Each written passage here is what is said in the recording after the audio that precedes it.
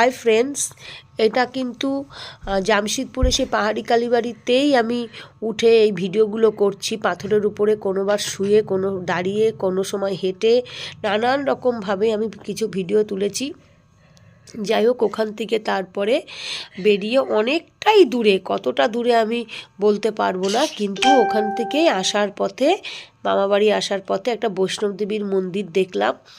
দেখে অনেকক্ষণ ওখানে ছিলাম, কিন্তু ভালো করে ভিডিও করতে পারিনি। বুঝতেই পারছো, 40-45 কিলোমিটারেরও বেশি টোটো জার্নি করলে শরীর কেমন ক্লান্ত হয়ে যায়।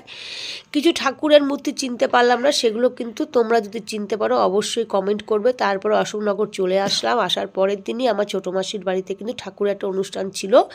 সেখানে প্রত্যেকবার আমারই এই দায়িত্বটাই পড়ে যে আমার প্রসাদ মানে বিতরণ করা। আমি সেটাই করছিলাম। যদি ভিডিওটা তোমাদের কোথাও একটু ভালো লাগে, লাইক, কমেন্ট, শেয়ার করো। আর